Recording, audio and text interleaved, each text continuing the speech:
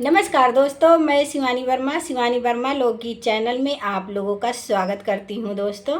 और आज मैं लेकर आई हूं आप लोगों के बीच में एक प्यारा सा कहरवा लाचारी गीत है।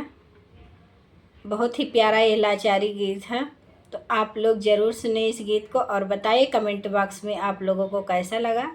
और आप लोग भी खूब गाइए दोस्तों।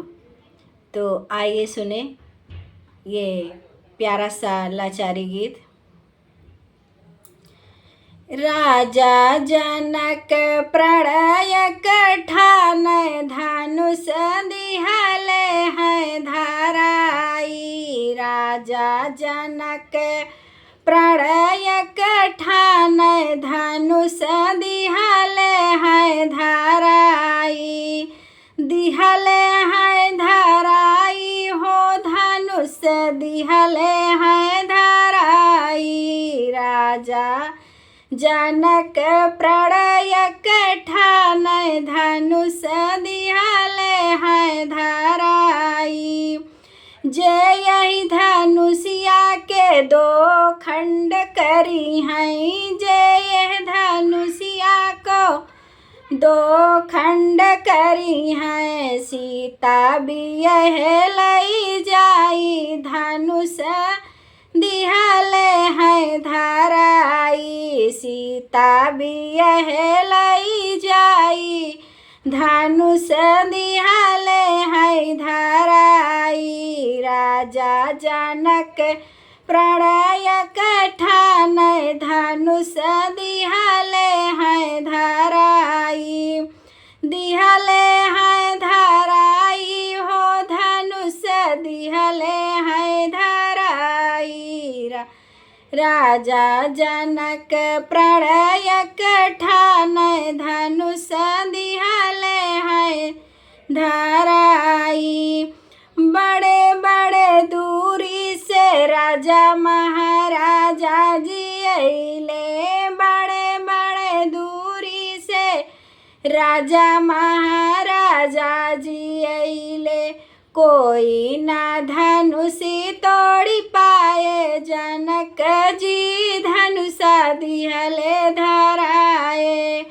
कोई ना धनुषी तोड़ी पाए जनक जी को चिंता सताए।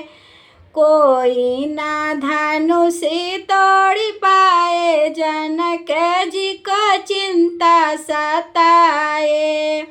राजा जनक प्रणय कठान धनुष दिहले हैं धराए। दिहले हैं धराए हो धनुष दिहले हैं धराए।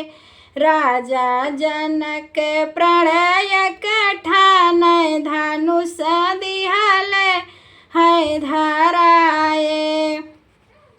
अवध नगरिया से आए दुई ललना। अवध नगरिया से आए दुई ललनवा। धनुषा को तोड़ी बहाए।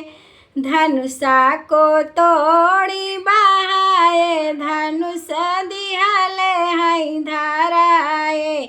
धनुषा को तोड़ी बहाए। धनुष दिहले हैं धराए। राजा जनक प्रणय कठान धनुष दिहले हैं धराए।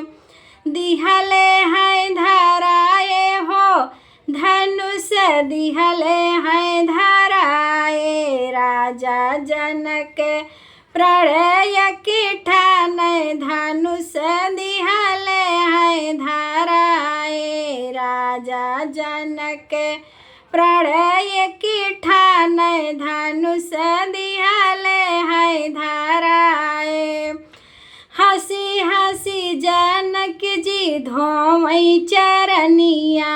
हंसी हंसी जनक जी धोवई चरनिया। सीता को भी यही लई आए धनुष दिहले हैं धराए। सीता को भी यही लई आए धनुष